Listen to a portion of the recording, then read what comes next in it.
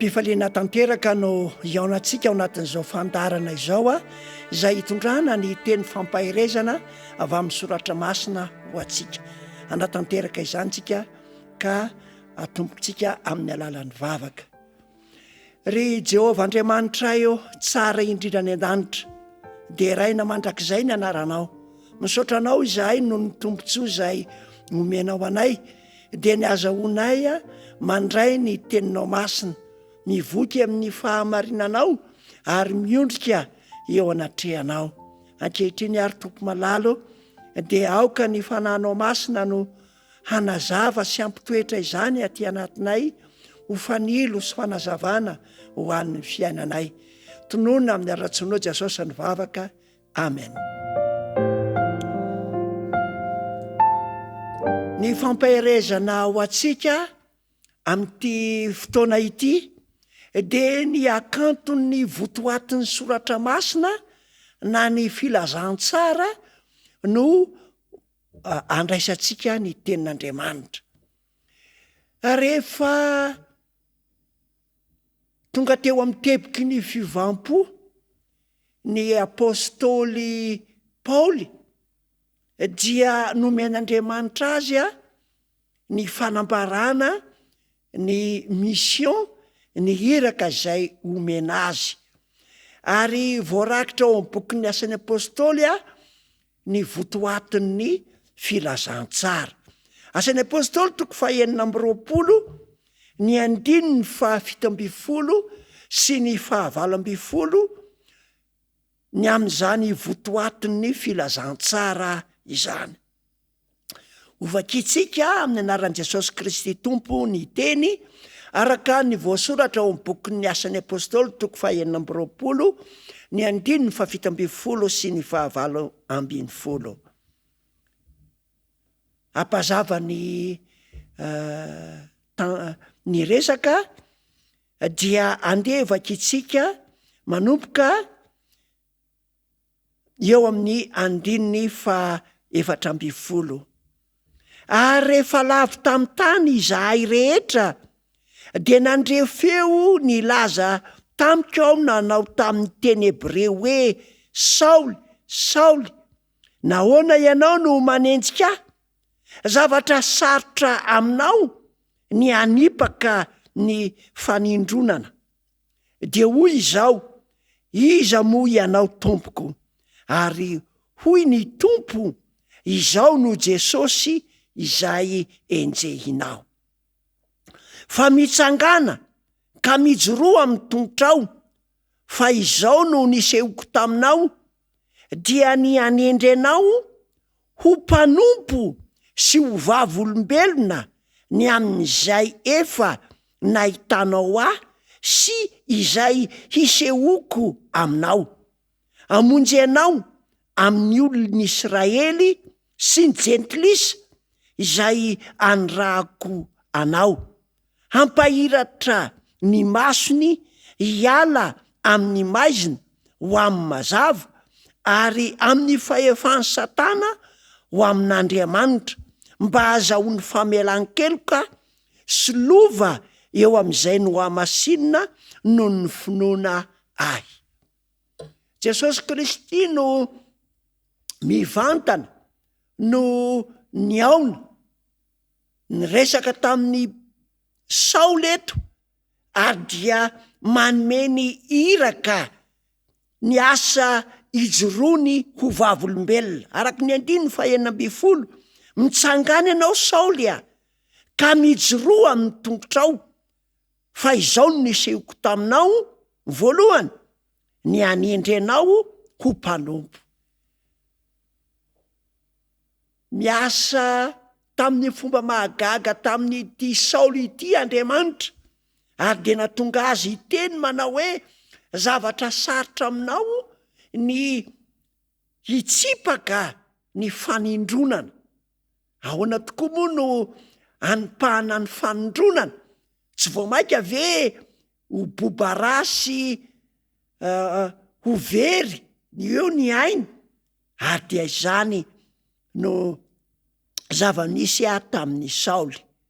Ary dia ny asa faharoa izay nampandreketina ny Saoly dia izao akoatra ny fanompoana masina amin'ny fitorinan'ny filazantsara dia ho vavolombelona ny amin'izay efa nahitanao ahy, ho vavolombelona ny amin'izay nahitanao ahy.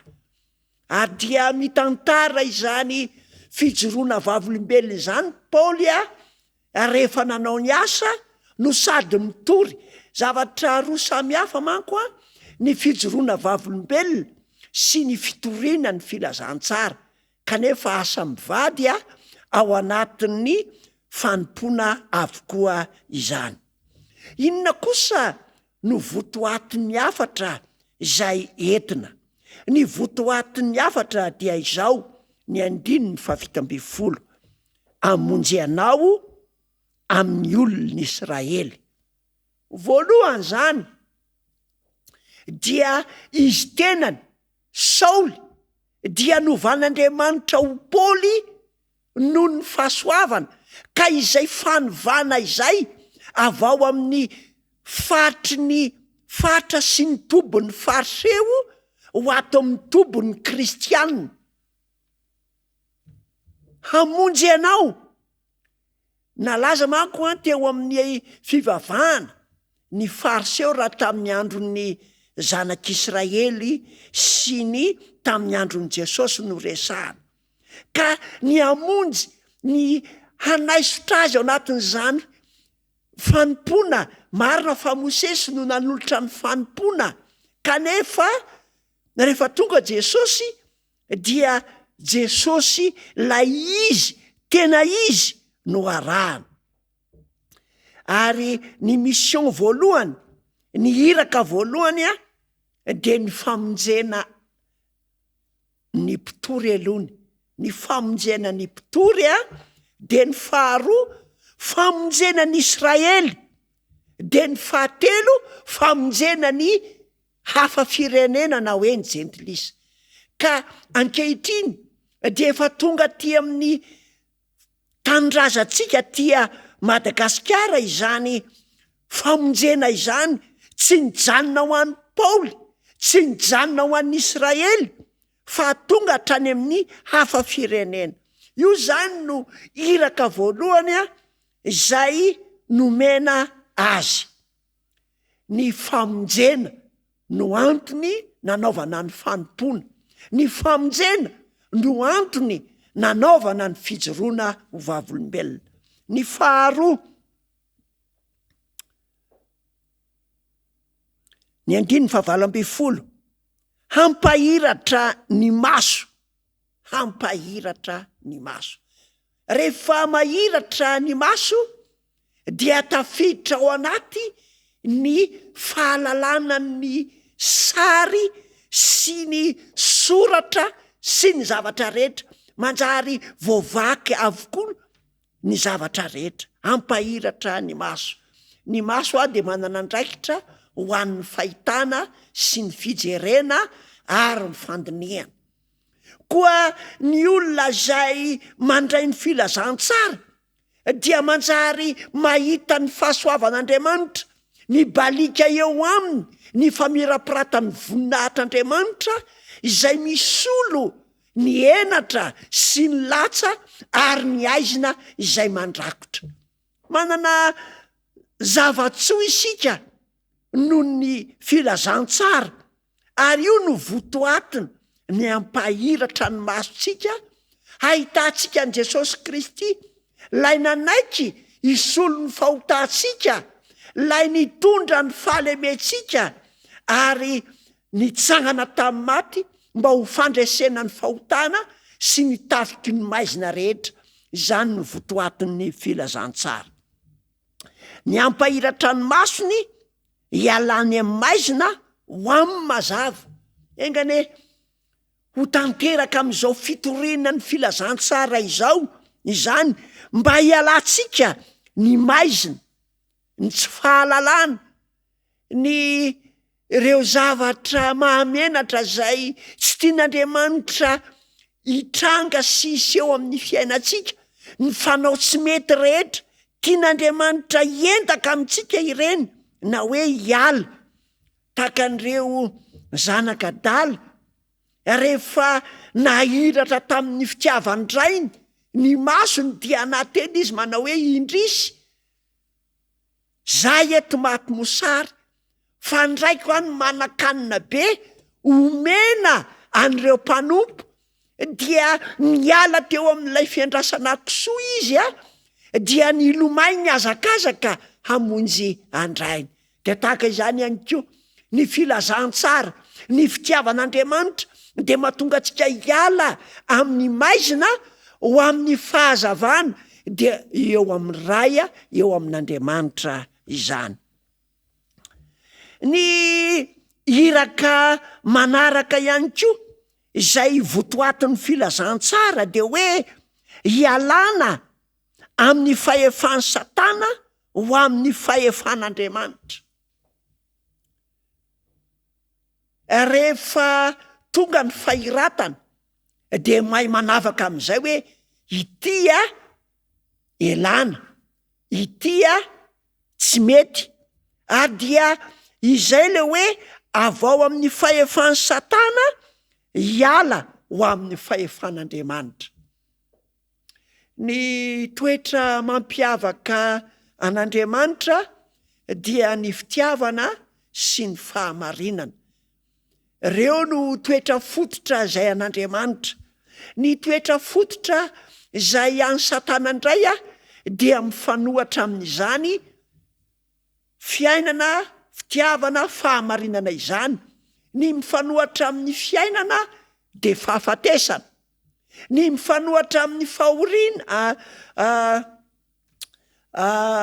fitiavana dia fankahalana. Ny mifanohatra amin'ny fahamarinana de ny fahotana.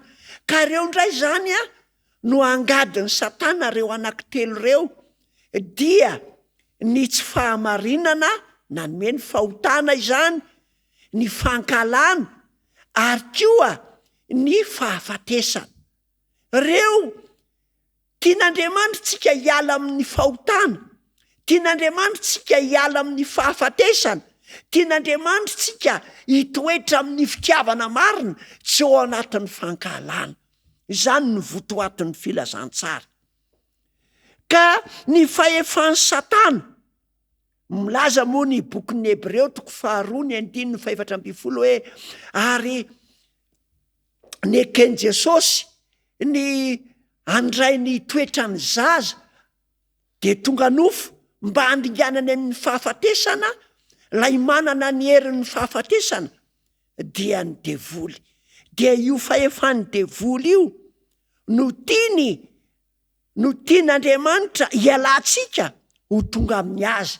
Dia reo zavatra an'Andriamanitra moa de efa nitanysaina teo ny fitiavana, ny fiainana ary ny fahamarinana. Ary izany mahatonga an' Jesosy ilaza manao hoe izao ny lalana sy fahamarinana ary fiainana. Ny zavatra manaraka koa izay ao anatin'ny filazantsara amaranan'ny Paoly azy dia izao mba azahoany famelan-keloka. Na dia hifindra ao amin'ny tompon'Andriamanitra ary isika dia tsy maintsy omen'Andriamanitra atsika ny fahasoavany mamela heloka, fa tsy hoe afindra eo tsika de anao daniny kibo amin'ny fahotana, tsy ry havana, fa ny azahoantsika io famelan-keloka io, ity famelan-keloka ity de asa manokana omeny lanitra atsika no ny rasarobidy ny aina zay nalatsaky Jesosy teo amin'ny hazo fijaliana ho atsika. Ary tsy nijanona teo amin'ny hazo fijaliana ny asa zay ataon' Jesosy hanomezana famelan-keloka ho atsika, fa ankehitriny izy mbola manao fifonana ho atsika eo amin'ny tanakavanan'Andriamanitra ao amin'ilay efitra manokana, efitra masina indrindra any an-danitra. Ary mahatonga ny Paoly manao hoe sainy ny zavatra any ambony dia izay ao amin'ny toeran'i Jesosy Kristy. Tian'Andriamanitra tsika isaina ny azahoantsika io famelan-keloka io, fa na inona zavatra mety ho fantatsika ny amin'Andriamanitra na inona fahamarinana mety ho fantatsika de tsy mahazo famonjena isika raha tsy voavela ny eloka. Ny fahafantarana ny fahamarinana manko a tsy midika fa mahazo ny fahamarinana isika, fa ny midika hoe mahazo ny fahamarinana isika dia tonga eo amintsika ny famelan-keloka. Ka ny famelan-keloka dia azo no ny asan'ny fanahy masina. Filazantsara ny Jaona 9:20, ny 9:9 dia manambara izany fa ny fanahy masina no mampiaiky izao tontolo zao, ny fahotana, ny fitsarana ary ny fahamarinana. Dia mampiaiky izany fahotana izany ny fanahy masina, ary izany indrindra no resahan'ny Paoly eto, no resahan'i Jesosy amin'ny Paoly manao hoe mba azahoany famelan-keloka dia mila mitory izany filazantsara izany ianao. Rehefa vita kosa sy azo ny famelan-keloka de inona no hiafarana? De hoy ny famarana anazy hoe sy ho amin'ny lova eo amin'izay no hamasinina no ny finoana. Ny lova eo amin'ny hamasinina no ny finoana. Ny lova dia tsy inona moa izany a fa ny fanomezana ny fanjakan'Andriamanitra mandrakizay araka ny vavaka nampianarin' Jesosy Kristy Tompo manao hoe ho tonga anie ny fanjakanao, ho atao anie ny sitraponao ety an-tany tahaka ny any an-danitra. Ary izay fanjakan'Andriamanitra fampiraisana ny lova, atsika ao amin'ilay lova mandrakizay a no tena etaeta. Rehefa nanao lay vavaka fifonana, fanelanelanana tao amin'ny sahany Getsemane Jesosy, dia miteny izy ao amin'ny filazantsara ny Jaona 7:20, ny 9:4 manao hoe tiako any amiko any am'izay toerako reo zay nomenao ahy, mba hahita ny voninahitro izay efa nomenao ahy izy, fony mbola tsy ary ny fanondrenana an'izao tontolo zao.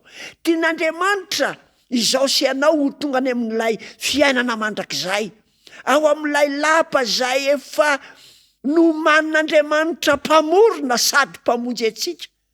Mahafinaritra Jesosy, tsy nipetraka ho mpamorona antsika fotsiny izy, fa nanaiky ny etry hamolavola ity drafim-pamonjena ity mba azahoantsika iolova.